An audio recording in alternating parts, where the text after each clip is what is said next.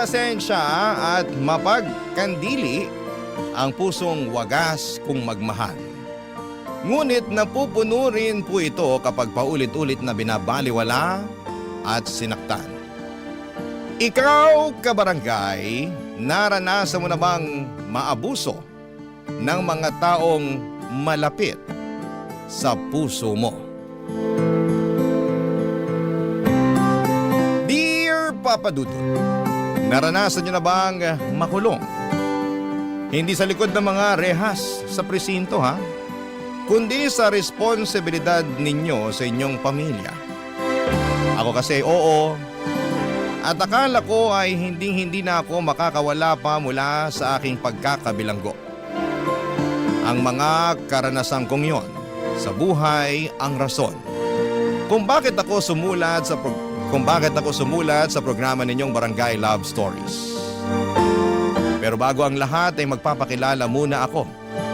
Tawagin niyo na lamang po ako sa pangalang Jenica, 27 years old at tubong Montalban, Rizal. Nagtatrabaho ako sa isang private company sa Quezon City. Naisip kong magpadala ng istorya sa inyong istasyon upang ibahagi ang mga karanasan ko sa buhay. Sana ay may matutuhan dito ang mga kabarangay natin. Magsisimula ang lahat noong nasa high school pa lamang ako, Papa Dudut.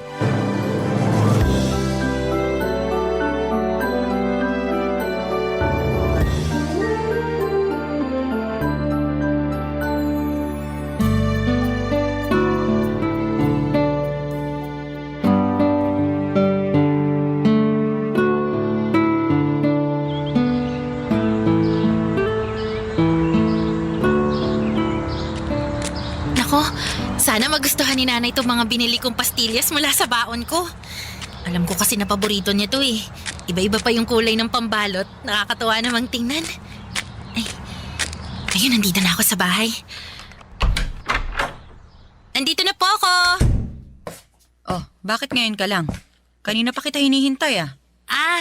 Ano po kasi, dumaan pa po ako sa tindahan ni Aling Sonia kasi nakita ko kaninang umaga na may tinda sila ng mga paborito niyong pastillas.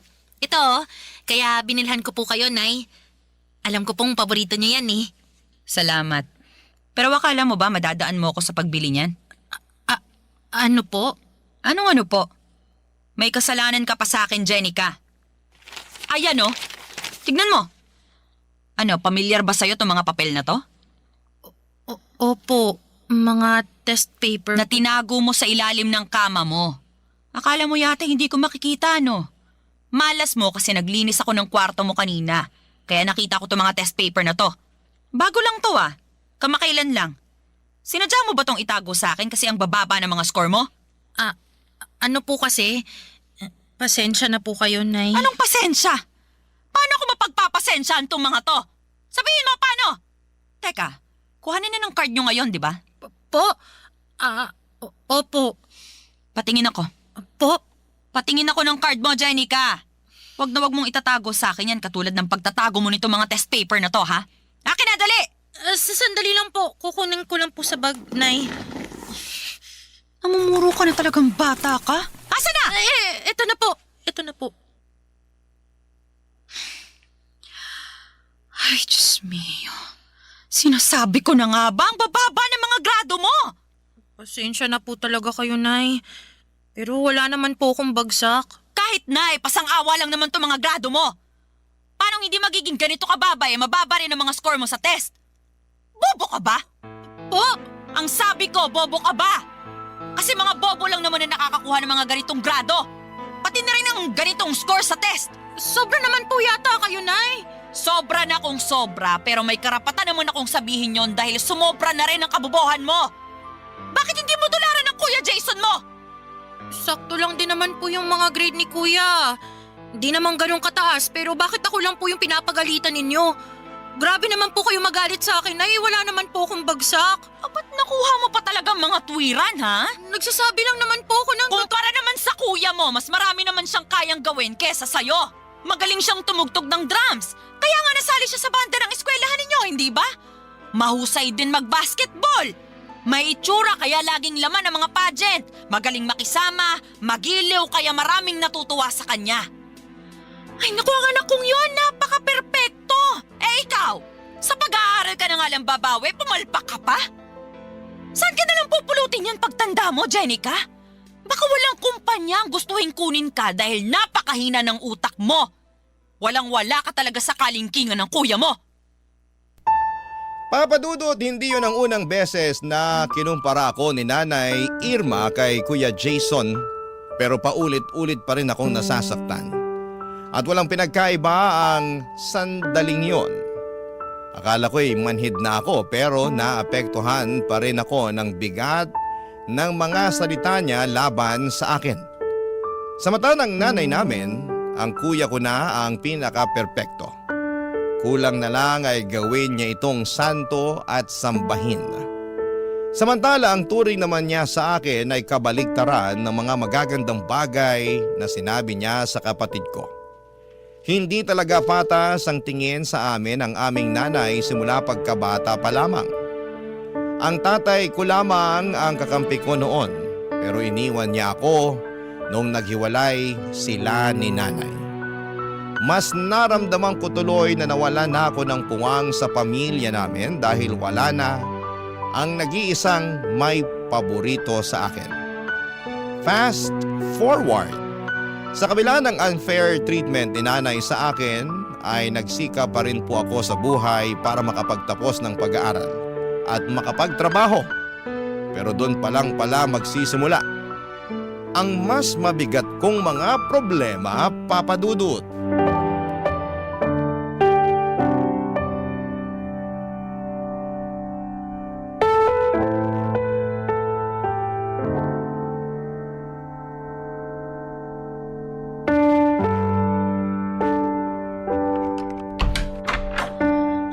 Pambihira namang Pilipinas to. Oh. Ang lala na talaga ng traffic. Mas nakakapagod pa bumiyahe araw-araw kaysa sa aktwal na trabaho sa opisina eh. Wala na ba talagang pagbabago? Buti pa makaupo nga muna. Oy! Ilang oras kang nakaupo sa opisina tapos pagdating mo sa bahay uupo ka na naman. Hindi ka ba napapagod? Napapagod po, kaya nga po ko uupo. Oy, mamaya ka na umupo. Akin na muna. Yung ano po? Tanga ka ba? Di yung sweldo mo. Baka nakakalimutan mo, araw ng bigay mo ngayon ng sweldo. Kanino ko pa iniintay yan eh. At singilan na naman sa renta. Naubusan din tayo ng gas. Naku, sumabay pa talaga. Hindi ko tuloy natapos yung niluluto ko. Anak ng lintik. Ano na? Asan na yung pera? Teka lang naman po, Nay. Kukunin ko po muna rito sa wallet ko. Naku, bagal-bagal mo talaga. Eto na po, Nay. Akin na. Anak ka ng tukneneng, bakit ganito lang? Po? Sabi ko, bakit ganito lang? Wala ka na bang idadagdag dito? Wala na po, Nay. Sagad na po yan. Kakasabi ko lang, di ba? Singilan na ng renta tapos naubusan pa tayo ng gasol. Hindi ko naman po sagot yung pagbili ng gasol, di ba? Toka po yan ni Kuya, kaya bakit parang balak niyong kunin dyan sa sweldo ko? Bakit hindi? Maliit lang din naman ang ibinigay ng kuya mo. Kaya pambili lang yun ng bigas. Wala na ron yung panggas, hindi na kasya. Di naman po yata tama na sa akin kayo maghahanap ng extra na pera. Dapat po kay Kuya. Bingi ka ba talaga o ano? Maliit nga lang ang nabigay ng kuya mo. At tingin ko, wala na siyang malalabas pa, kaya sa'yo ko na lang sana kukunin yung pambili natin ng gas. Wala na nga rin po kung malalabas, Nay. Ano wala? Dapat meron! Ha? Ano pong sinasabi niyo? Hoy, Jenica, alam naman natin na mas mataas ng kaunti ang sinesweldo mo kaysa sa kuya mo. Dapat may extra na pera ka, lalo na sa mga ganitong panahon. Yung nagkukulang ng ambag ang kuya mo. Nay, hindi naman po itong unang beses na nagkulang ng ambag si Kuya sa bahay natin eh. At saka sa lahat ng yun, palagi akong sumasagot. Akong nag-a-adjust. Kahit nga wala na sa budget ko, pinipilit kong magbigay. Pero mali naman po yata na ako lang palagi yung pinapasalo nyo. Lalo na ngayon na wala rin akong mailabas. Di rin po katwiran na mas mataas yung sweldo ko kaysa kay Kuya. Magkano lang naman yun, Nay? Teka, nanunumbat ka ba? Hindi po. Wala pong panunumbat doon. Anong wala? Iyon ang tinutumbok mo eh. Ang dami mong sinasabi. Responsibilidad mo naman talagang mag-ambag sa pamilya natin. Pero responsibilidad din po ni Kuya yun. Kaya bakit ako lang yung pinupukpok nyo, Nay? Pag si kuya, sakto lang ang inaambag o kaya kulang, wala naman kayo masyadong sinasabi.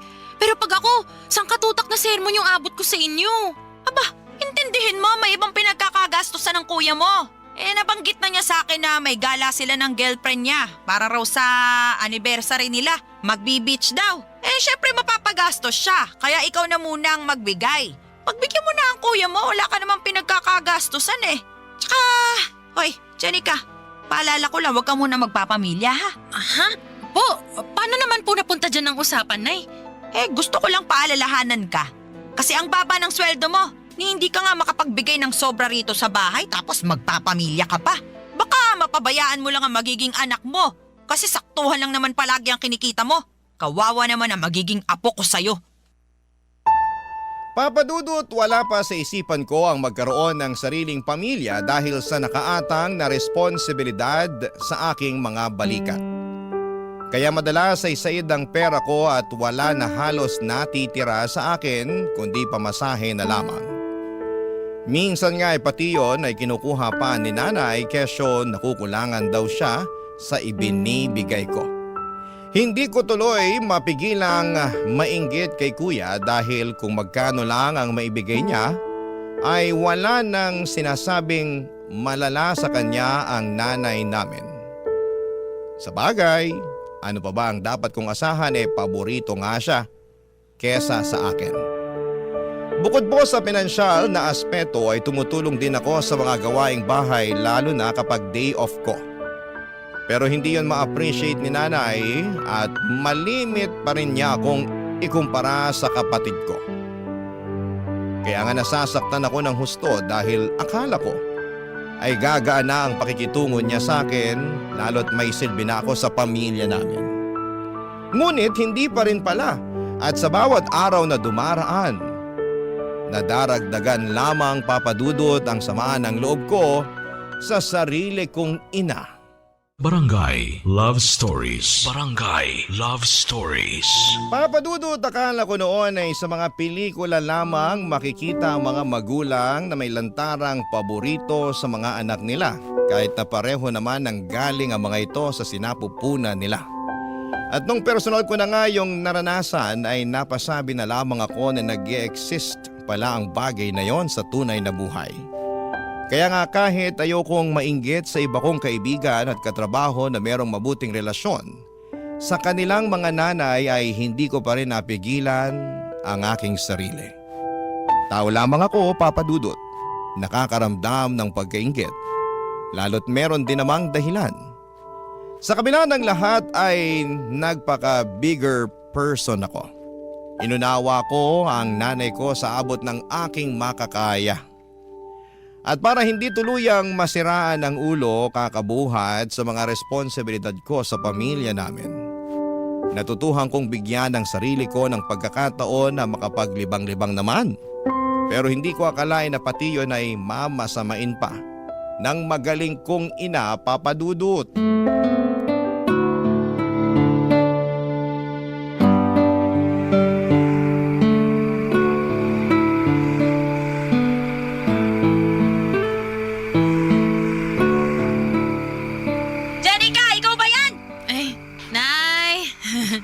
Hello, nandito na po ako. Bakit ngayon ka lang? Sira na ba ang orasan mo at hindi mo na namalayan kung ano oras na? 12:00 na ng madaling araw ah! Alam ko naman po yun kasi di naman po sira yung orasan ko. Tingnan nyo, bagong bili pa tong relo ko. Patingin niya ako niyan. Aray ko naman po, dahan-dahan lang, Nay. Ka talaga ng tatay mong siraulo. Bago nga tong relo mo at mukhang mamahalin pa. Kailan mo to binili ha? Sabihin mo, at magkano ang bili mo rito? Nung nakaraang araw lang. Kalma lang kayo, Nay. Mura lang naman po yan. Magkano nga? Di, 5,000. 5,000? Para sa relo? Tapos, natuto ka ng uminom ng alak? Kaya ba ngayon ka lang dumating kasi uminom ka pa, ha? Sagutin mo ako, Janica! Opo, Nay. Nagkaayaan kasi yung mga katrabaho ko na nagumimik. Sumama na po ako kasi wala naman pong pasok bukas. At magkano ang nagastos mo, ha? Po? Magkano ang nagastos mo dyan sa gimmick-gimmick nyo na yan? Maliit lang naman po. Mga 2,500. 2,500? Aba, ano maliit dyan? Marami ka nang mabibili dyan kung binigay mo na lang sana sa akin. Pati yung pinambili mo ng lintik na relo na yan. Jenny, 5,000 rin yun. Sana sa akin mo na lang ibinigay. Nay naman, palagi na lang po ba sa inyo, sa bahay o sa pamilya natin mapupuntang sweldo ko? Paano naman po ako? Paano naman ang sarili ko eh? Ako nga po yung nagpakahirap sa pagtatrabaho. Tapos... Tapos ano? Ayan ka na naman eh. Hirap sa'yo, akala mo kung sino ka malaki ang sweldo kung makapanumbat. Hindi po ako nanunumbat. Nagsasabi lang po ako ng totoo. Walang totoo sa mga sinasabi mo. Puro ka lang pagmamataas. Eh bakit si kuya? Ano si kuya mo? Pag si kuya ang bumibili ng mga bagong gamit niya, kahit na mamahalin at kahit na magkulang ang inaambag niya rito sa bahay, eh ayos lang sa inyo. Suportado niyo pa nga eh. Narinig ko, sinabi niyo pa sa kanya na nailibre naman niya ang sarili niya dahil nagpapakahirap siyang magtrabaho para sa pamilya natin. Eh ako rin naman po Nagtatrabaho rin naman po ko, Nay. Nag-aambag din ako dito. Tumutulong ako sa mga gawaing bahay pero bakit parang wala akong karapatan na bilhan ng sarili ko gamit ang pera na pinaghirapan ko? At bakit naman nasali rito ang kuya mo? Labas naman siya sa usapan. Yan ang hirap sa inyo, Nay. Pagdating kay kuya, nagmamalinis kayo. Ano ba pinagsasasabi mo? Ang pinag-uusapan natin dito, yung pagbili mo ng kung ano-ano, samantalang malaki ang pangangailangan natin dito sa bahay. At yung pag-inom mo ng alak, kababae mong tao lasinggera ka. Tapos ano, kasama mo mga katrabaho mo ka mo? Ilan ang lalaki sa mga yon, ha? Sagutin mo. Bakit niyo po ba gustong malaman? Sagutin mo, sabi, ilan ang kasama niyong lalaki? Ilan kayo lahat? 8 po. 3 kami mga babae at... Napakalandi mo talaga! ano pong sinabi niyo, Nay? Saan naman po galing yan? Paano hindi ko sasabihing malandi ka? Sino bang matinong babae ang sumasama sa mga lalaki para makipag-inuman? Wala naman po kaming ginagawang masama eh. Uminom lang, nagkasiyahan. Kahit na! Nung panahon namin, magkahawak lang ang mga babae at lalaki. Pinapakasal na agad ng mga magulang. Ganoon kami kakonserbatibo nung araw. Pero ngayon, napakawalang yanin ng mga kabataan. Janica, ayus-ayusin mo lang talaga, ha? Baka isang araw umuwi ka na lang dito sa bahay na umiiyak at sasabihin ginahasa ka ng mga kainuman mong lalaki. Kapag nangyari yun, Janica, naku! Baka palayasin pa kita sa pamamahay natin. Papadudot, pakiramdam ko ay wala na akong karapatang magsaya dahil lamang sa hindi pareho ang nararamdaman namin ng pamilya ko. Lalo na ng nanay ko. Yun bang dapat kung malungkot at miserable sila ay ganoon din ang maramdaman at estado ko sa buhay. Kaya nga sakal na ako ng mga panahong yon. Pakiwari ko ay sarili kong pamilya ang pumapatay sa akin. At pag hindi ako gumagawa ng paraan upang kumawala sa kanila, ay baka tuluyan na akong masiraan ng ulo. Kaya nga para hindi mangyari yon habang meron pang natitirang kaunting pagkatino sa isipan ko at pag-asa sa puso ko, ay nag-decide akong planuhin ang pagsasalba sa aking sarili. Hindi madali para sa akin ang bagay na yon dahil nga mahal na mahal ko ang pamilya ko. Kahit na hindi kami pareho ng nararamdaman sa isa't isa. Pero ginawa ko pa rin at bilang unang hakbang ay kinausap ko nga si Kuya Jason Papadudut.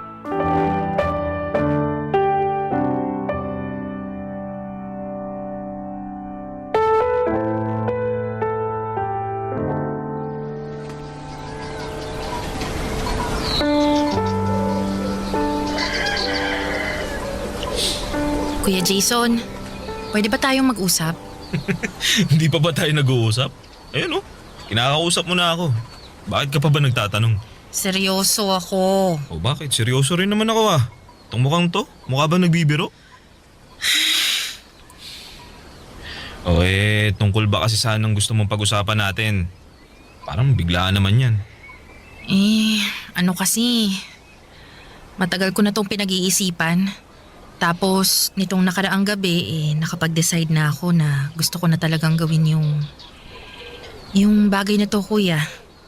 At kailangan mo tong malaman.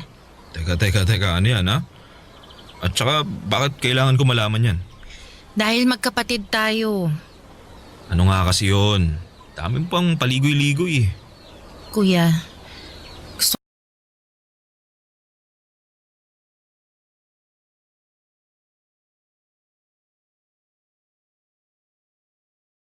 ako nang umalis sa bahay natin para bumukod.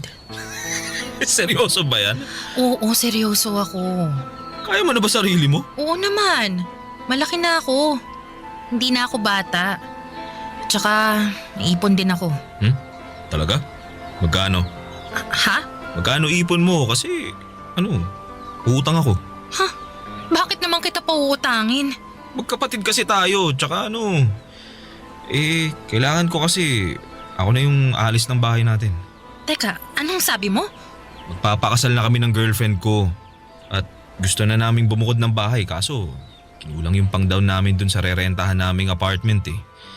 Sakto, nabanggit mo may ipon ka kaya ayun. Utangin mo muna ako. Huwag ka na umalis sa bahay natin kasi walang kasama si nanay pag umalis ako. Kawawa naman yun. Bakit ka pa aalis? Dito na lang kayo tumira ng girlfriend mo sa bahay. Ako na lang ang aalis, kuya.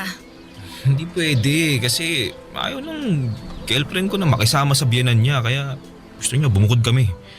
Saka gano'n naman pag mag-aasawa, di ba? Dapat naman talaga nakabukod.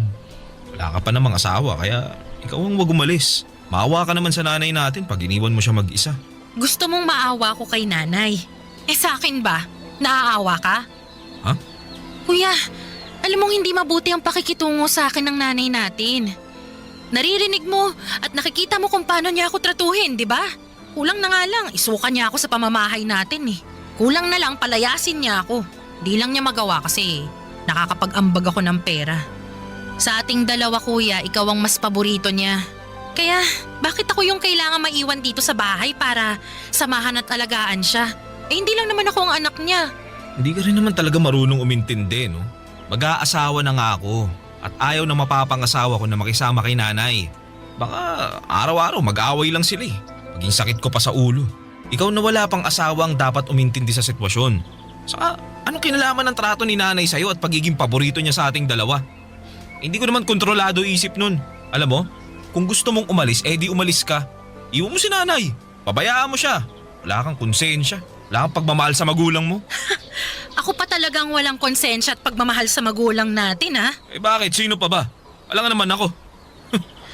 Basta pautangin mo ako. Papadudot wala akong nagawa nang magdesisyon si kuya na umalis sa pamamahay namin kesyo gusto na raw niyang mag-asawa. At bilang nag-iisa na lamang niyang kapatid ay ako ang naiwan sa bahay para alagaan ang nanay namin. Simula noon ay pakiramdam ko ay lalo akong nawala ng kalayaan na gawin ang mga bagay na gusto ko dahil nakabilanggo ako sa mga responsibilidad sa pamilya namin na ako lang mag-isa ang pumapasan. Hirap na ako papadudot pero gusto kong humingi ng saklolo pero wala akong mahinga ng tulong. Nung kami na lamang dalawa ni nanay sa bahay ay lalo kong naramdaman ang pag-ayaw niya sa akin. Pero kahit na ganon, ay hindi ko pa rin siya magawang iwanan kagaya ng ginawa ni kuya. Matanda na kasi noon si nanay at madalas na ring magkasakit. Hindi ko maatim na pabayaan na lamang ang nanay namin dahil mahal ko siya. Barangay Love Stories. Barangay Love Stories. Papadudo tulad ng sinabi ko ay mahal ko pa rin si nanay kahit na halata namang hindi niya ako mahal. Inaasikaso at inaalagaan ko pa rin siya sa abot ng aking makakaya. At kahit na si Kuya Jason ang paborito niya ay hindi na ako nagdamdam masyado. Sa halip ay hinayaan ko na lamang siya sa gusto niya dahil alam ko na hindi ko na mababago ang isip niya. Ginawa ko na lamang ang papel ko sa buhay niya bilang isang anak. Nagtrabaho ako ng mabuti at nagbigay ng sweldo sa nanay ko.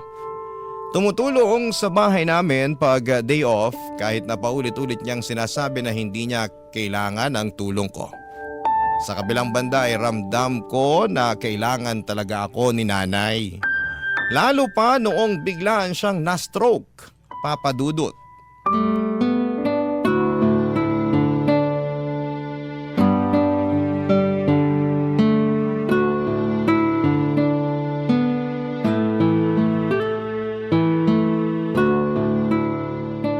Ano ba yan? Adobo? Ang putla. Kulang sa toyo, mukhang matabang. Oh, bakit? Nasa stress lang po ako. Stress. Sabihin mo, sa akin, ano? Sa sitwasyon po. Sorry na, hindi ko lang mapigilan eh. Pagod lang din po ako ngayon dahil maraming ginawa sa opisina. Tapos ayaw nyo pang kumain eh. Sabi sa akin ng bantay nyo kanina, wala rin kayo halos kinain. Sumpong nga talaga yun. Pinsan mo. Ako po nagtanong sa kanya tungkol sa inyo, Nay. Kinamusta ko po kayo. Tsaka bakit ba kayo nagagalit sa kanya eh? Siya na nga yung nagmamagandang loob na bantayan kayo. Hindi ko naman kailangan ng bantay. Kaya ko naman ng sarili ko. Kalahati lang ang paralisado sa katawan ko. Nagagalaw ko pa ang mga kamay ko. Nakakapagsalita pa ako. Hindi pa ako imbalido. Nay naman eh. Kuya mo na lang sanang kasama ko. Sana siya na lang din na nag-aalaga sa akin. Yung nagluluto ng pagkain ko. Mas masarap pa siya magluto kumpara sa luto mo na hindi maintindihan ng lasa. Wala na nga po si Kuya. Umalis na rito sa bahay natin kasi nag-asawa na, di ba? Kaya nga sana nandito siya. Bakit ba panay kayo hanap kay Kuya? Andito naman ako para alagaan kayo. Panay kayo hanap sa wala simula nung na-stroke kayo. Mabibilang na lang sa kamay ko sa daliri yung mga pagkakataon na binisita nila kayo rito sa atin. Basta. Mas gusto ko ang kuya mo. Kung meron lang talagang pagpipilian. Hindi ikaw ang gusto kong mag-alaga At sa sa tingin akin. ninyo, gusto ko na ako mag-alaga sa inyo? Anong sabi mo? Nay, sumusobra na po kayo eh. Kung makapagsalita kayo, parang wala na akong ginawang mabuti sa pamilya natin, no? Lagi niyong pinamumuka sa akin na wala akong silbi, na kulang ang mga effort ko, na palagi na lang si Kuya ang magaling at nakakalamang. Lagi niyo na lang akong kinukumpara sa kanya. Anak niyo rin naman ako, di ba? Bakit, Nay? Bakit kayo ganyan sa akin? Bakit pagdating kay Kuya ang bait-bait niyo? Tapos sa akin hindi? Sabihin niyo, Nay, bakit ba? Mas mahal ko ang kuya mo kesa sa'yo. Ano magagawa ko? Tsaka kahit anak kita, kahit nang galing ka sa sinapupunan ko, hindi kita ginusto. Ano po?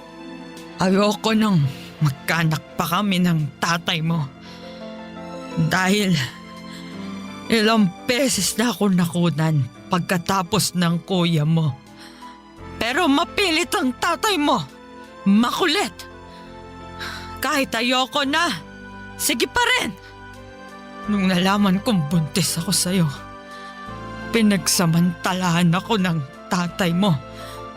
Pinilit niya akong buhayin ka dahil gusto pa raw niya ng isang anak.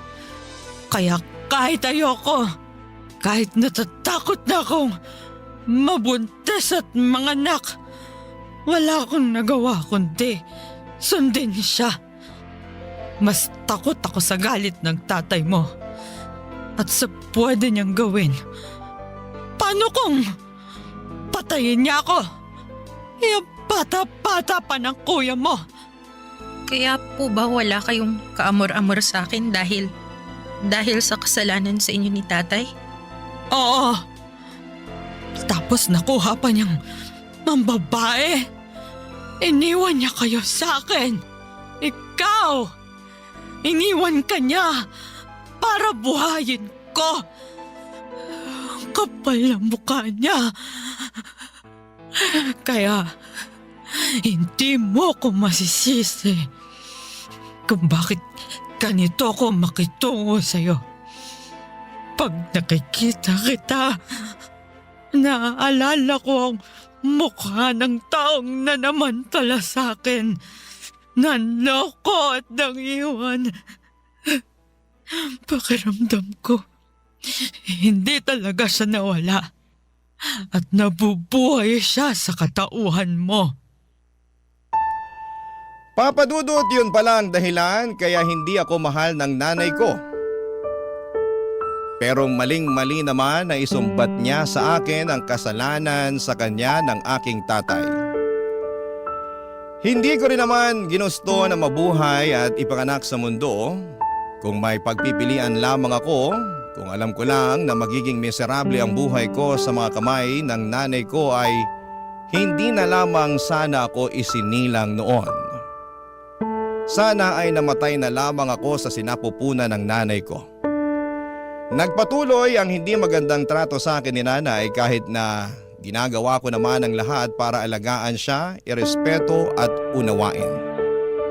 Gabi-gabi ay nagdarasal ako sa Diyos. Nahawakan niya ang puso ng nanay ko para magbago ito. Pero imposible na yatang mangyari yon dahil sa kabila ng karamdaman ni nanay ay mas naging malala pa ang trato niya sa akin. Sa katunayan ay nagawa na rin niya akong saktan kapag inis na siya. Bagay na hindi ko kayang tiisin, Papa Dudut. Doon ko na naisip ang isang bagay na ni sa hinagap ay hindi ko akalaing magagawa ko sa kanya. Dinala ko si nanay sa apartment ni kuya tulad ng palaging bukang bibig niya na mas gusto niya na si kuyang mag-alaga sa kanya kesa sa akin. Bukod doon ay dala-dala ko rin ang iba niyang mga gamit, damit at gamot. Nagpatulong na lamang ako sa pinsan ko para madala siya sa nirerentahang apartment ng kapatid ko na gulat sa pagdating ko.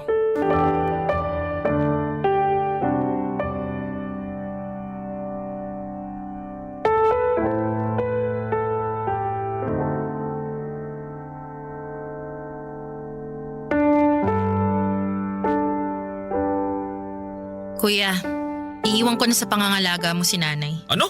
Sisiraan ka na ba ng ulo? Oo, sirang-sira na dahil kahit anong gawin ko. Kahit na nagpakabuti akong anak, maging maunawain, gawin ang lahat para makuha ang loob ni nanay, kulang pa rin. At kahit kailan, hindi ako magiging sapat sa kanya. Abot langit ang galit sa akin ni nanay, kaya galit na rin ako sa kanya. Tsaka ikaw naman ang palagi niyang hinahanap eh. Grabe. Naaaning na ako sa kakapakinig sa iyak niya na sana raw ikaw ang nag-aalaga sa kanya sa bahay. Kahit na nandun naman ako. Kaya oo kuya, sirang-sira na ang ulo ko. Hindi ko na alam kung saan lulugar sa pamamahay natin at sa buhay niya. Kaya ayan, tinupad ko na yung matagal niyang hiling. Dinala ko siya rito sa bahay niyo para maalagaan mo. Para namang hindi yata tama yung gusto mo mangyari, Jenica. Di mo pwedeng basta-basta iwan dito si nanay at… At bakit hindi? Nanay mo rin naman siya, di ba? Anak ka rin niya. Paboritong anak ka pa nga eh. Oo nga, pero… Basta. Iiwan ko na siya sa'yo. Aalis na ako sa bahay natin at magpapakalayo-layo. Kuya, pagod na ako. Pagod na akong makisama sa tao na hindi naman ako minahal. Na hindi naman ako tinuring na anak. Pagod na akong magsakripisyo, umunawa at makulong na parang isang bilanggo sa responsibilidad para sa pamilya natin. Samantalang ikaw nagagawa mo lang ang gusto mo. Dapat nga matuto ka ring alagaan si nanay eh. Dahil nagawa ko ng parte ko sa kanya bilang anak niya. Jenica naman! Wala akong alam sa pag-aalaga kay nanay. Problema ba yun? Di alamin mo. Ikaw na bahala. Diskartehan mo na, total. Lagi namang sinasabi ni nanay na magaling ka. Di patunayan mo. Ipakita mo sa kanya. Kasi ako kuya, nagawa ko na yan eh. Hindi nga lang niya na-appreciate, kaya ayoko na. Suko na ako. Panahon na siguro para unahin ko naman yung sarili ko. Marami rin kasi akong gustong gawin eh. Marami akong mga lugar na gustong puntahan pero hindi ko magawa dahil nakatali ako kay nanay. Wala naman sanang kaso na alagaan ko siya kung naging maayos lang din ang pakikitungo niya sa akin eh. Pero sa araw-araw na lang na ginawa ng Diyos eh. Palala na ng palala si nanay. Nananakit na siya, kuya. Lalo na pag naiinis siya sa akin. Tingnan mo to. Oh, tingnan mo tong braso ko. Ang daming kurot at pasa mula sa mga hampas niya. Sumusobra na siya, kuya. Pagod na akong pakisamahan at tiisin yung ugali niya. Kahit nanay pa natin siya, ayoko na. Kaya kuya, ikaw nang bahala sa kanya. At saan ka naman pupunta? Sa malayo. Sa lugar na hindi ninyo alam para hindi nyo na ako mahahanap.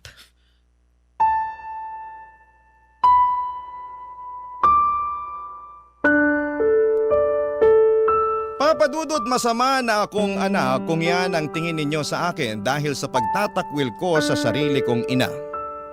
Ngunit kung hindi ko po yun gagawin ay baka matagal ko nang kinitil ang sarili kong buhay sa pagtitiis na pakisamahan siya. Sobrang sirang-sira na talaga ang mental health ko at anumang sandali ay baka mabaliw na ako. Aaminin ko na hindi rin naman madali sa akin na umalis pero kailangan ko namang salbahin ang sarili ko.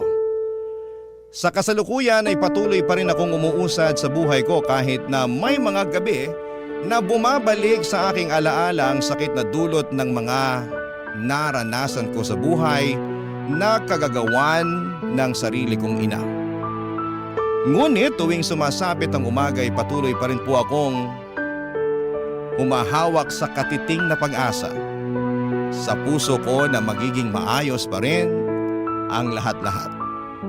Kaya nga bilang unang hakbang, Papa Dudut, ay sumailalim ako ngayon sa counseling. Ang hiling ko na lamang ay mapagtanto ng nanay ko ang kamalian niya sa akin. Dahil mali pa rin na sisihin niya ako sa kasalanan na nagawa sa kanya ng tatay ko. Hanggang dito na lamang po ang sulat ko, Papa Dudut. Maraming salamat po sakaling mapili po ninyong i-ere sa inyong programa ang aking kwento. God bless and more power po sa Barangay Love Stories. Ang inyong forever kapuso at ka-barangay, Jenica. Kwentuhan naman tayo dito sa comment section. Ang mga kwento ng pag-ibig, kwento ng buhay, at kwento ng pag-asa dito sa Barangay Love Stories. Love Stories.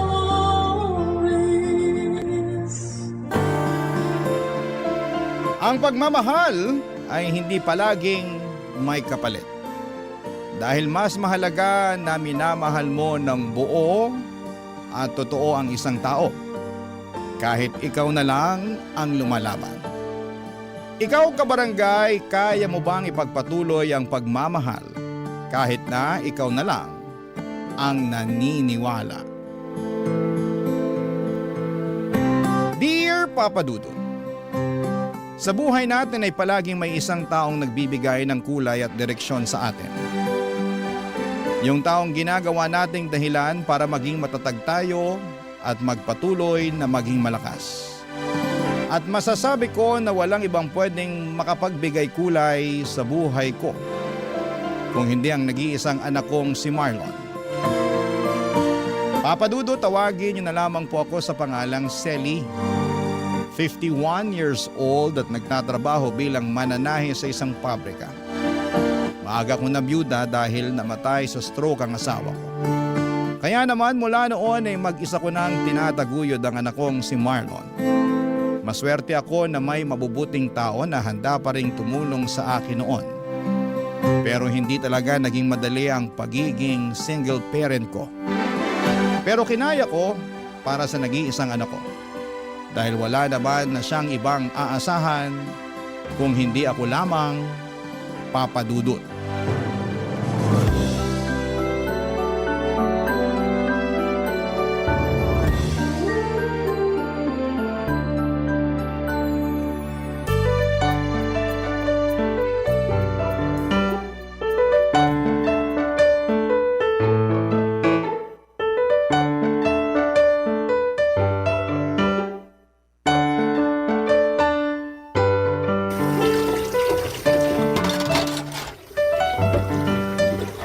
Tulungan ko na po kayo sa pagliligpit nyo dyan sa lababo.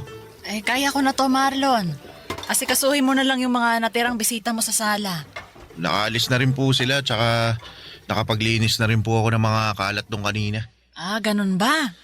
Magpahinga ka na muna at hayaan mo na lang akong tapusin ang pagliligpit ko dito. Ma, alam ko po na mas pagod kayo kaysa sa akin. Kaya ako na lang po, hayaan nyo na akong tumulong sa pagliligpit nyo dito. Sige na nga. Punasan mo na lang yung mga bagong banlaw na mga baso at pinggan nang matuyo agad ang mga yan. Ayan lang sa may sabitan ng malinis na pamunas. Sige po, Ma.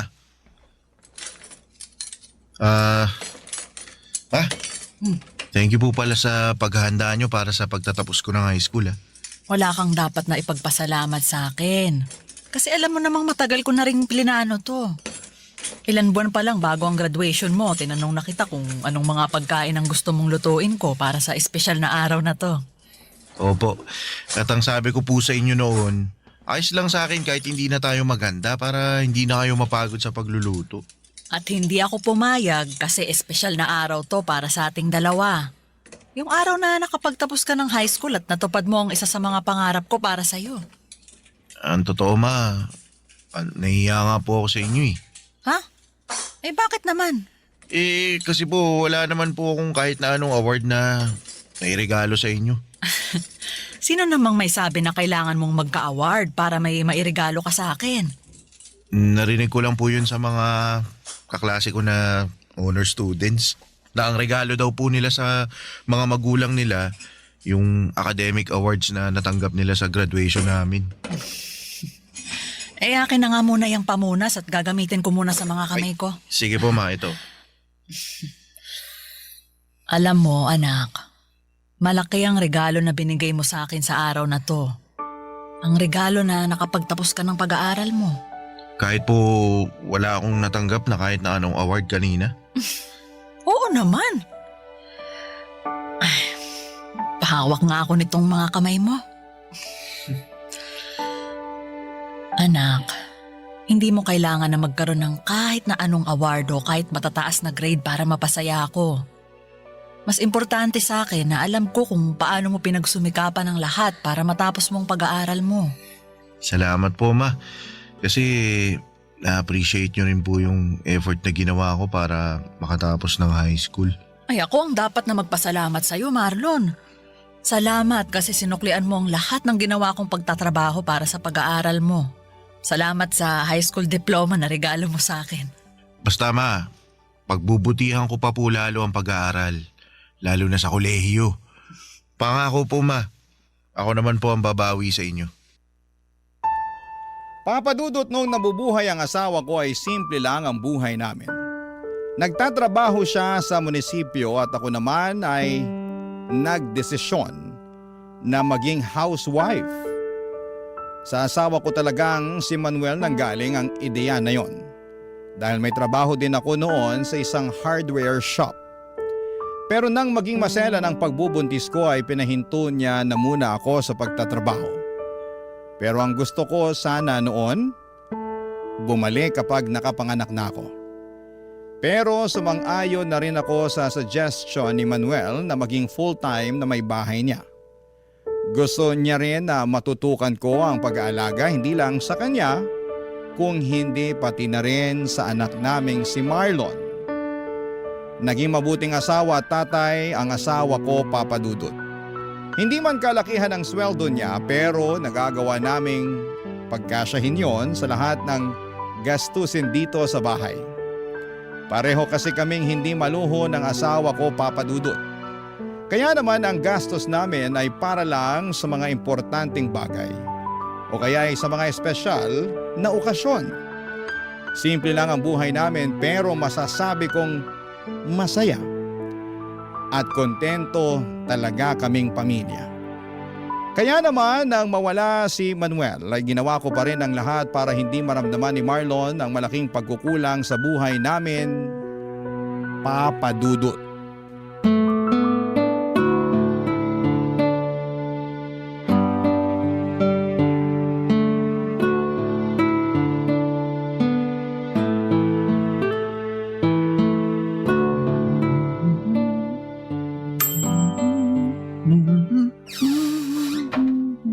Oh, Marlon, Ang aga mo naman yatang nakauwi ngayon. Opo ma, hindi po kasi pumasok yung professor sa last subject kaya yun. Canceled yung klase namin. Sakto ang uwi mo.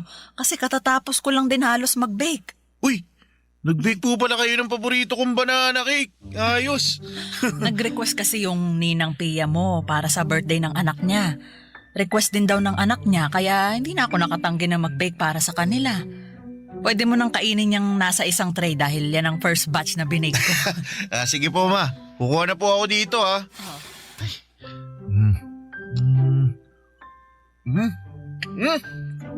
Grabe naman po ma, napakasarap talaga nitong banana cake na gawa nyo. Ayos. Anak, para namang ngayon mo lang natikman ang banana cake na binibake ko. Iba po kasi yung pagkaka-bake nyo ngayon, sobrang sarap. Ma, hingi pa ako ha. Kumuha ka lang sa tray na yan kasi para sa'yo talaga yan. Mauubos ko po yung buong tray na to ma. Kahit ubusin mo pa yan, meron pang extra na tray ng banana cake para sa'yo. Buti na lang at napaaga yung uwi ko ngayon. Masusulit ko yung napakasarap na binake nyo ma. Alam mo, kanina ko pa napapansin parang napakasaya mo ngayon May gusto ka bang ikwento sa akin, Marlon? Halata po ba ma? Hindi lang halata. Kung hindi halatang halata talaga. Ano bang nangyari at ganyan kakasaya? Wala naman po kakaibang nangyari kanina sa university. Pero may gusto po pala akong itanong sa inyo. Ano yon, Marlon? Paano po kayo niligawan ni Papa noon? Seryosong tanong ba talaga yan? Opo, kasi bigla po akong na-curious sa sa love story niyong dalawa. O sige, sasagutin ko na ang tanong mo. Ang papa mo kasi, hindi mahiyain tapos makulit na parang ikaw. Mahilig siyang magbigay ng mga regalo pero hindi yung mga mamahaling bagay. Kung hindi yung mga simpleng bagay na alam niyang makakapagpasaya sa akin, kagaya ng mga bulaklak na pinipitas niya sa mismong bakuran ng bahay nila, o kaya prutas at gulay mula sa tanim nila, o yung mga pagkain na siya mismo ang nagluto. Ang effort naman po pala ni Papa sa mga regalo niya sa inyo. Oo, kasi ang sabi niya, gusto niya na lahat ng bagay na ibibigay niya sa akin, totoong pinaghirapan niya. Yun daw kasi ang paraan niya para patunayan na seryoso siya sa panliligaw na ginagawa niya sa akin. Ikaw ba, anak? May napupusuan ka na bang babae na gusto mong ligawan? Po? Ako po? Oo. Ikaw lang naman ang anak ko at nag-iisang kausap ko ngayon dito sa kusina. Sino ba yung babaeng nagugustuhan mo?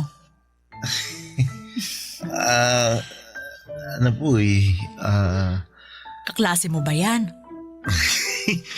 Hindi po, pero estudyante rin po siya sa university na malapit sa amin. Giselle po yung pangalan niya, ma. Ganda siya. Mabait. May cute na dimple sa magkabilang pisngi niya. Tapos kapag ngumingiti po siya, mas lalo po siyang nagiging cute sa paningin ko. Tsaka mabait po talaga siya. Sigurado ako, magugustuhan niyo po siya, ma.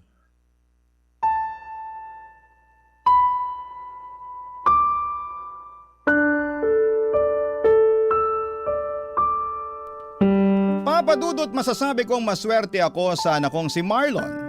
Malaking tulong yon para kahit papaano ay gumaan ang responsibilidad na dinadala ko noon. Kasi masipag siyang mag-aral at matyaga sa mga bagay na ginagawa niya. Wala man siyang academic awards na naiuuwi sa bahay o naipapakita sa akin. Sapat na yung alam kong hindi niya pinapabayaan ang pag-aaral niya. Yun naman ang importante para sa akin. Yung nagiging responsable siya sa ginagawa niya. Bukod sa pag-aaral ay mahilig din siyang mag-basketball. Yun na halos ang pinakalibangan niya noon. May mga oras pa nga na dinadala niya sa bahay ang mga kaibigan niya At tuwang-tuwa ang mga ito kapag nagluluto ako ng pagkain, lalo na kapag nag-bake ako ng banana cake. Hobby ko na rin kasi ang pagbe-bake noon kapag may libreng oras ako. At ang banana cake na binibake ko ang pinaka-paborito ni Marlon. Sinabi pa nga ng mga kaibigan niya na dapat daw ay nagbe-business ako ng pagbebenta ng banana cake. Pero hobby ko lang talaga yon, Papa Dudut, kaya hindi yon pumapasok sa isipan ko. Barangay Love Stories. Barangay Love Stories.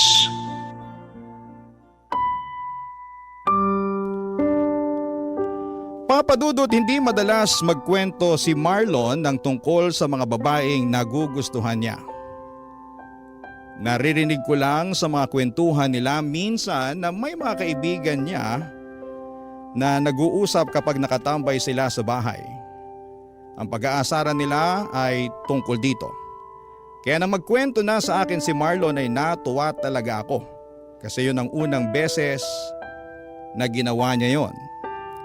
Nararamdaman ko kaagad na medyo malalim ang pagkagusto niya kay Giselle. Kasi iba ang mga ngiti sa labi niya habang nagkukwento tungkol dito. Papa Dudut, madalas din na hawak niya ang cellphone niya kapag nasa loob siya ng bahay. Nakangiti habang nakaharap dito. Sa 10 oras naman ng gabi ay naririnig ko rin ang boses niya na mahinang nagsasalita at tumatawa. Sigurado akong si Giselle rin ang kausap niya noon. Wala naman akong ibang nakikitang problema at masaya pa nga ako kasi nakikita kong inspirado ang anak ko. Alam ko rin na hindi niya naman pinapabayaan ang pag-aaral niya. Malaki kasi talaga ang tiwala ko sa kanya noon, Papa Dudut.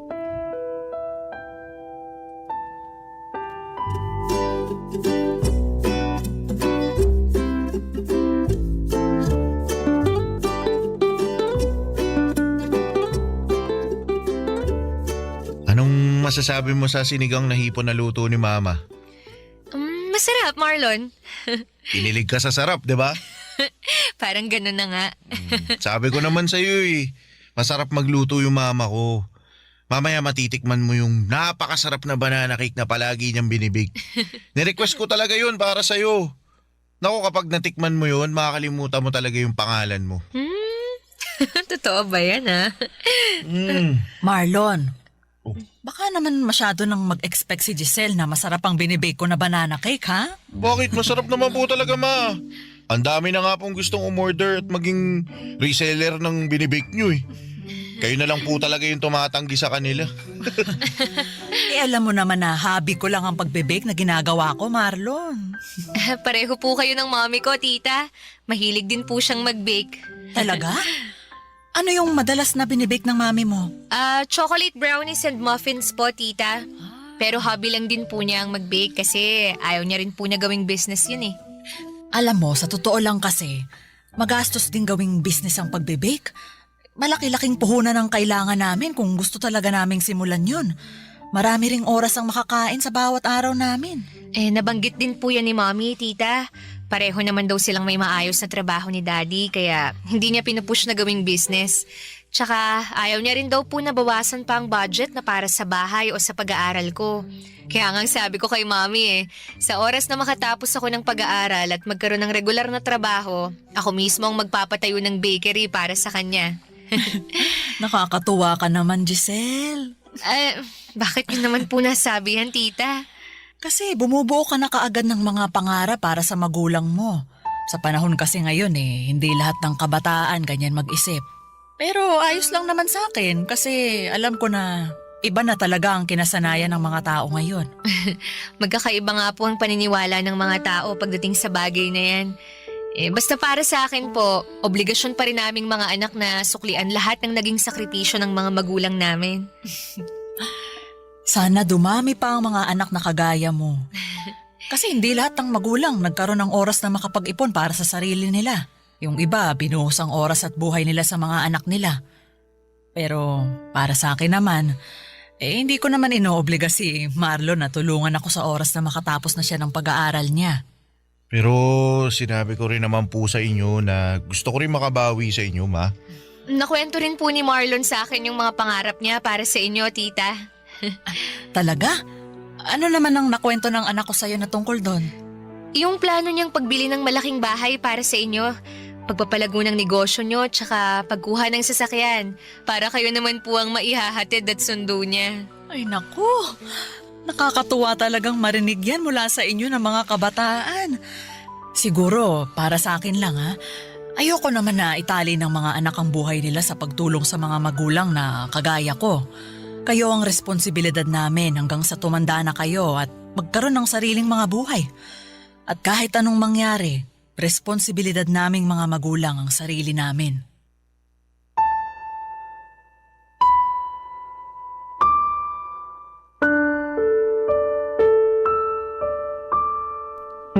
Papadudot masasabi kong magandang dalaga si Giselle lalo na sa personal. Nakita ko na siya sa mga pictures sa cellphone ni Marlon. Hindi siya katangkaran, payat, maputi ang kutis at palangiti ang mga labi niya. Mabait at magalang din siyang makipag-usap sa akin noon.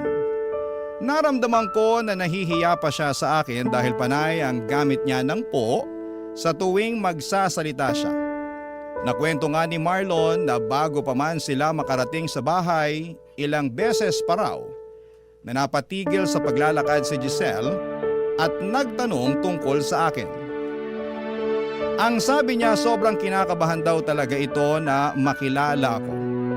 Halata talaga yon sa boses niya noong magkausap kami. Pero hindi naman nagtagal noon at naramdaman ko na kahit papaano ay nagiging magaan na ang loob niya na kausap ako. Sa unang beses na nakilala ko ng personal si Giselle bilang nililigawan ng anak ko ay nagustuhan ko na kaagad siya para kay Marlon. Naisip ko kaagad na makakasundo ko siya dahil nakikita ko ang sarili ko sa kanya. Kagaya ko ay nag-iisang anak lang din pala siya ng mga magulang niya. Pangarap niya na makapagtapos ng pag-aaral at matulungan ng papa at mama niya. Naniniwala raw kasi siya na kailangan niyang suklian ang lahat ng sakripisyo ng mga ito sa kanya, Papa Dudut.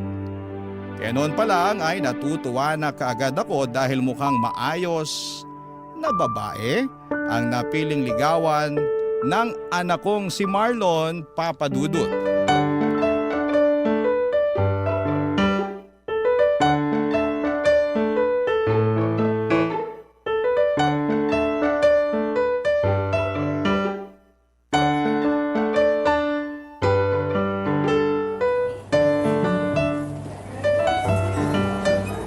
Hoy, Selly! Mabuti naman nandito ka pa sa kantin.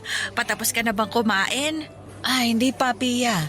Halos kakasimula ko lang din mag-lunch. Ay, naku sakto. May kasabay pala akong kumain. Oh, nagbabaon ka pa rin pala ng pagkain mo. Oo, mas tipid eh. Ayan din ang nasa isip ko, kaya palagi rin akong may baon para sa lunch break natin. Ay, maiba ako, no? Kumusta na nga pala yung inaanak ko? Ayun, sa awa ng Diyos, lumalaking mabuti at magalang na anak. Ay, hindi ka ba niya binibigyan ng sakit sa ulo? Naku, hindi! Kagaya ng sabi ko, mabait talaga si Marlon. Masipag mag-aral, saka may nililigawan na ngayon. Ay, talaga? Ay, mabuti ayos lang sa'yo na nanliligaw na yung anak mo. Oo naman. Wala naman akong nakikita na masama sa ginagawa niya, Pia. Binata naman si Marlon at dalagang nililigawan niya. Alam mo kasi, iba na rin ang mga kabataan ngayon. Baka lang makabuntis na maaga yung inaanak ko. Naku, may kilala ko ang anak ko at alam ko na responsable siya sa bawat bagay na ginagawa niya. Nakilala ko na nga rin yung nililigawan niya eh. Talaga? Oo. Paminsan-minsan dumadalaw din sa bahay. Nako mabait naman ba? Oo, mabait saka magalang. Gusto ko na nga ang batang yun para sa anak ko eh. Pero ang sabi ni Marlon, hindi niya minamadali si Giselle. Maghihintay siya na maging handa na si Giselle na sagutin siya.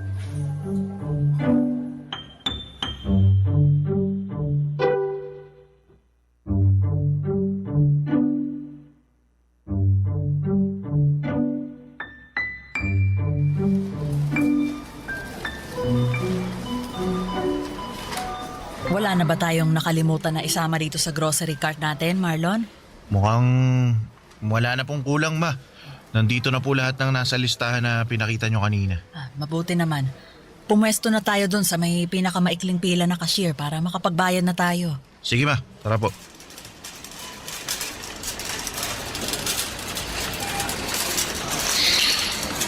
Ang daming tao ngayon dito sa grocery, no? Oo nga po, May. Mabuti na lang sinamahan mo ko at nagawa kong tapusin agad ang pag-grocery ko. Hindi rin naman po ako busy ngayon. Wala ba kayong lakad ni Giselle? Wala po, ma.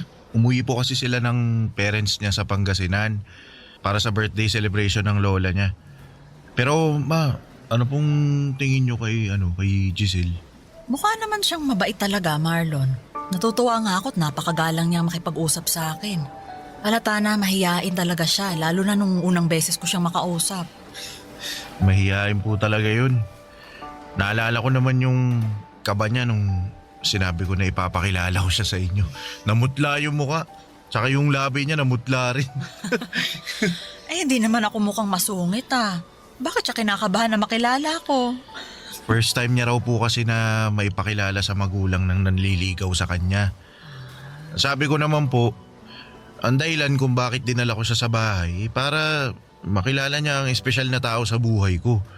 Kung sino yung nagbibigay ng buhay sa akin at humubog sa kung sino ako ngayon. Tsaka gusto kong makita niya mismo kung gaano kabait at kaganda yung mama ko.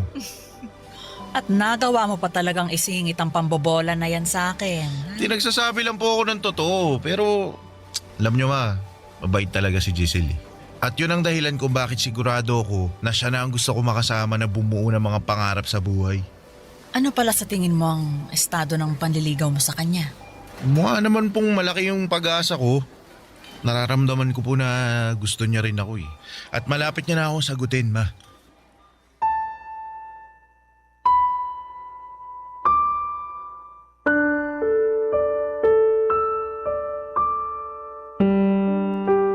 Papadudot kagaya ng sinabi ko kanina.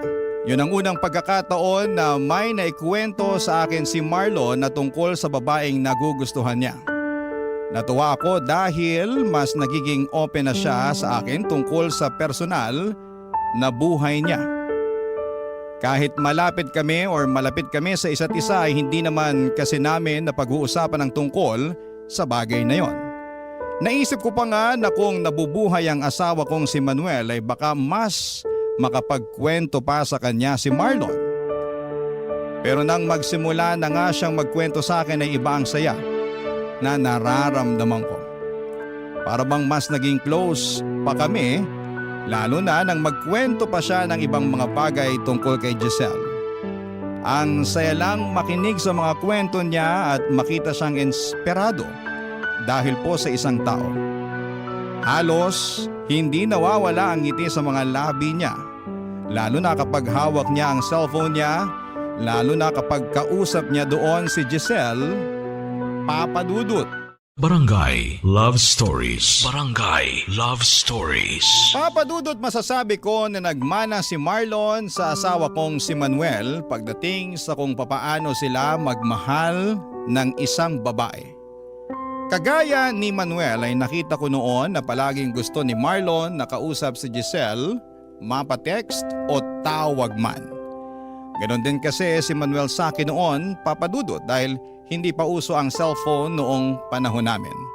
Madalas akong tinatawagan ni Manuel sa telepono ng bahay namin at madalas din siyang dumadalaw noon sa bahay namin, lalo na noong nililigawan niya pa lamang ako. Kaya naman ayos lang sa akin sa tuwing magpapaalam si Marlon na aalis ng bahay o malilate ng uwi dahil pupuntahan niya si Giselle sa bahay nila. At sa tuwing magkukwento si Marlon ang tungkol sa panliligaw na ginagawa niya kay Giselle, nakikita ko ang kakaibang kislap at saya sa mga mata niya. Bagay na nagbibigay din ng saya sa akin kasi ramdam ko noon kung gaano niya kamahal si Giselle, papadudot.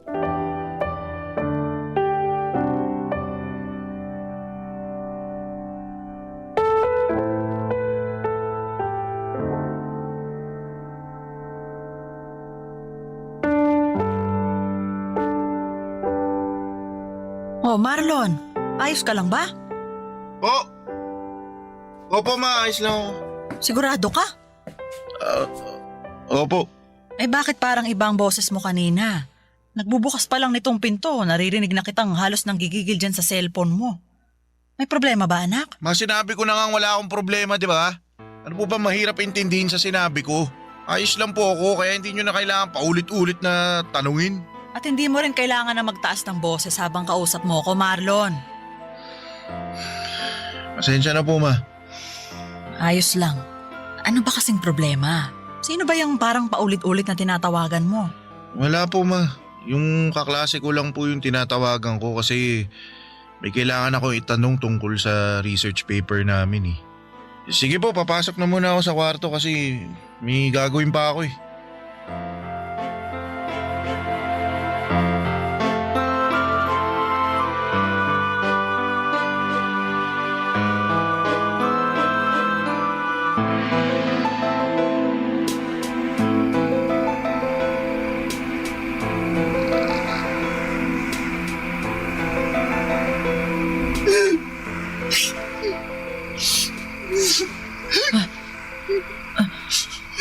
Sino ba yung umiiyak ngayon ng 10 oras ng gabi?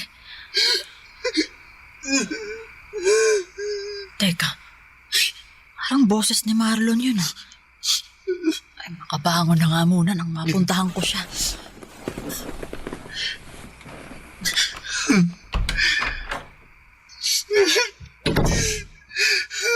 Ginawa ko naman lahat. Saan ba ako nagkulang? Ba't hindi ako yung pinili mo? Marlon, anak! Ma, sorry po kung nagising kayo. Kailan ka pa natutong uminom ng alak? Pasensya na po. Kailangan ko lang po ng pampatulog. Anak, ano ba talagang problema? Wala po, ma. Ayos lang po ako. Huwag niyo po ako lalahanin. Hindi ka maayos.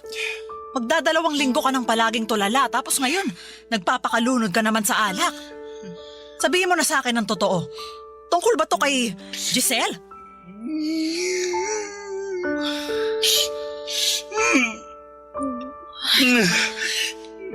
Nag-away ba kayo ni Giselle?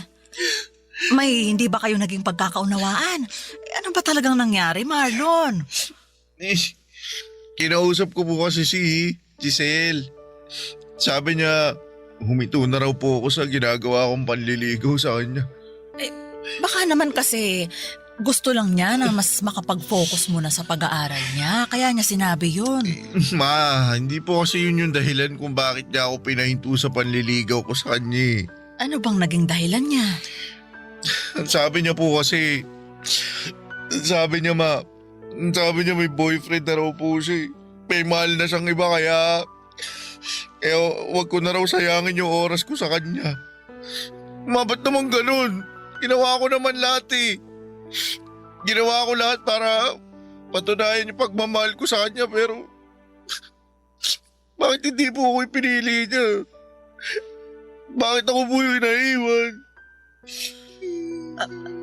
Anak, si Giselle lang ang makakasagot sa mga tanong mo, ha? Alam kong mahirap pero sa ngayon, kailangan mong magpakatatag. Hindi lang naman si Giselle ang babaeng pwede mong mahalin. Bata ka pa, Marlon. Marami pang pwedeng mangyari sa buhay mo. Pero si Giselle po kasi yung gusto ko eh. Siya po yung mahal ko. Wala po ako ibang pwedeng mahalin kundi siya lang. Ma, siya lang po. Mahal ko si Giselle eh. Mahal na mahal ko po siya. Mahal na mahal.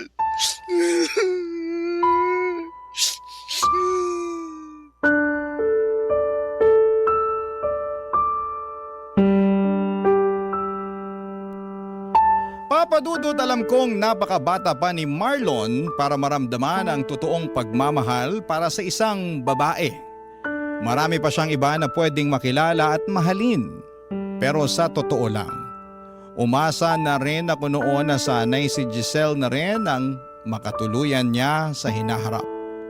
Dahil sa ilang beses na dumalaw ito sa bahay, nakita ko kung gaano siya kabait at kagalang.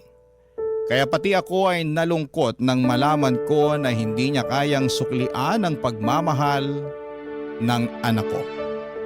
Na may iba na siyang minamahal kaya pinatigil na niya si Marlon sa panliligaw sa kanya.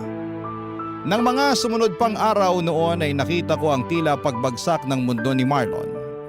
Palagi siyang walang ganang kumain, tulala sa sala kapag uuwi galing sa trabaho, at ang pinakamasakit yung naririnig ko siyang umiiyak gabi-gabi sa kwarto niya. Nadudurog talaga ang puso ko sa nakikita kong pagbagsak niya at ginawa ko po ang lahat para maiparamdam sa kanya na lilipas din ang lahat ng sakit na nararamdaman niya. Na hindi lang kay Giselle titigil ang mundo niya, na magagawa niyang makausad kahit paunti-unti. Kaya lang ay bago pa man niya magawa yun ay tila sumuko na mismo ang katawan niya. Dahil isang umaga ay hindi na lamang siya nagising. Papa Dudut.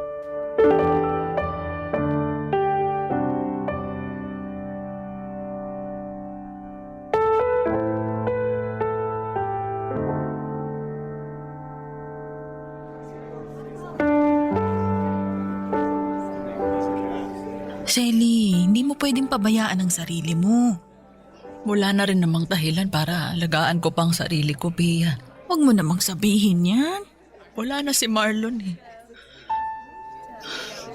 Wala na yung nag-iisang tao na nagbibigay ng dahilan para mabuhay pa ako sa mundong to. Shelly, Dapat ako na lang yung namatay eh. Dapat ako na lang yung hindi nagising. Dapat ako na lang ang nandyan sa kabaong na yan. tama na yan. Huwag ka magsalita ng ganyan. Alam mo, Pia, akala ko talaga okay na si Marlon. Na kahit paano, nakakausad na siya. Magkasabay pa kaming naghapunan noon. At nakita ko na rin siyang umiti ulit. Yun pala. Yun na ang huling beses na makikita ko siyang nakangiti. Pia, napakabata pa ng anak ko. Napakabata pa niya para mamatay. May dahilan kung bakit maaga siyang kinuha ng Diyos. Isipin na lang natin na hindi niya na mararanasan pa yung ibang paghihirap sa mundong ito. Selly, lakasan mo lang loob mo, ha? Kailangan mas lalo kang magpakatatag ngayon. Tita Selly, Giselle, anong ginagawa mo dito? nakikiramay po ako. Ikaw? Nakikiramay? Ang lakas naman talaga ng loob mong pumunta talaga dito sa burol ng anak ko. Selly, huminahon ka. Paano ko hihinahon kung nasa harapan ko ang dahilan kung bakit namatay ang anak ko? Tita, wala po akong kasalanan. Wala! Sigurado ka? Kung hindi mo pinaasa ang anak ko, hindi siya masasaktan ng sobra. Hindi ko po pinaasa si Marlon. Kung hindi mo siya pinaasa, sana hindi ka na lang pumayag na ligawan ka niya. O sana, hindi mo na lang pinatagal ang panliligaw niya sa'yo.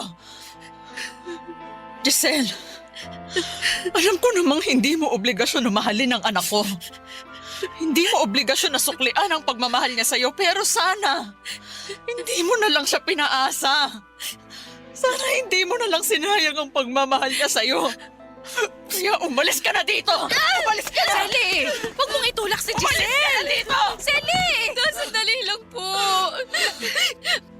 Gusto ko lang pong makita si Marlon kahit saglit lang. Wala kang karapatang makita siya dahil ikaw ang dahilan kung bakit nandyan siya sa kabaong na yan! Umalis ka! Umalis ka Tita, na! sorry po. Hindi ko po gusto na mangyari sa kanya to. Hindi ko po gusto mawala si Marlon. Sorry po, Tita. At hindi na rin umubuhay ng mga sorry mo si Marlon! Selly, tama na. Huminahon ka na. Umalis ka na dito, Giselle! At Ayoko nang makita yung pagmumukha mo kahit kailan. Naging mabait sa'yo si Marlon. Wala siyang ibang ginawa kung hindi ang mahalin ka. Pero sinaktan mo lang siya. At ikaw ang dahilan kung bakit siya namatay. Ikaw ang pumatay sa anak ko, Giselle. Kaya umalis ka na bago pa kita kaladkarin palabas ng pamamahay ko. Umalis ka na!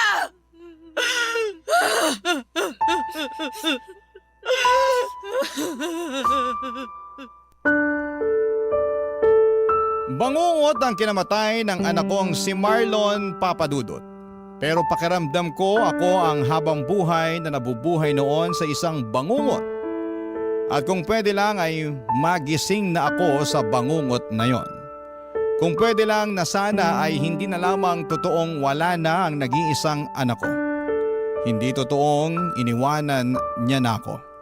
Kaya lang kahit na anong kurot o sampal pa ang gawin ko sa sarili ko.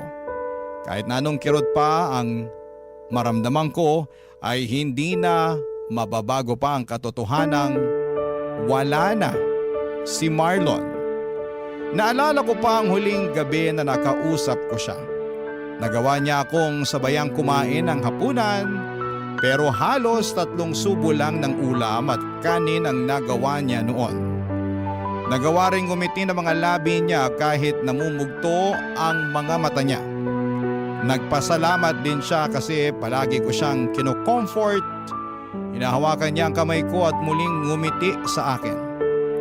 Akala ko Papadudot ay okay na siya noon. Ang buong akala ko ay magiging maayos na siya. Umasa ako na kahit papaano ay babalik na siya sa dating sigla kahit paunti-unti. Na matututunan na niyang makausad kahit mabagal. Pero hindi pala. Hindi man siya ang sumuko, ang katawan niya naman ang nagdesisyon na hindi na lumaban pa. Papadudot, hindi niyo naman siguro ako masisisi kung nagalit ako kay Giselle, lalo na noong dumalaw siya sa burol ng anak ko. Nakita ko kung gaano siya minahal ni Marlon. Walang ibang ginawa noon ng anak ko kung hindi ang ipakita at iparamdam na seryoso ito sa panliligaw kay Giselle. Pero hindi yun nagawang suklayan ni Giselle. Ang nasa isip ko sana noong una pa lamang ay hindi na pinatagal ni Giselle ang panliligaw sa kanya ni Marlon. Sana'y hindi niya pinaasa ang anak ko. Sana'y hindi niya pinalalim ang pagmamahal na nararamdaman noon Wala na rin ng namang anak ko dahilan Papadudot para sa kanya. Hindi man siya pumatay sa anak ko, para sa akin ay siya ang naging dahilan ng pagkamatay ni Marlon. 2 taon na ang nakakalipas mula nang mawala si Marlon pero parang kahapon lang nangyari ang lahat. Parang kahapon lang niya ako iniwanan. At umaasa ako na sa paghilom ng sugat ng puso ko Papadudot dahil sa pagkawala niya ay maghilom din ang galit na nararamdaman ko para kay Giselle. Dahil alam ko na hindi rin gugustuhin ng anak ko na patagalin ang nararamdaman kong galit para sa babaeng sobra niyang minahal. Salamat po sa pagbasa ng aking liham at sa mga kagaya ko na nawala ng minamahal sa buhay. Naway makausad tayo at matutong magpatawad sa mga nakapanakit sa atin. Ang inyong kapuso at kabarangay forever, Selly. Anong say mo sa Barangay Love Stories na ito? Pagkwentuhan natin sa comment section yan.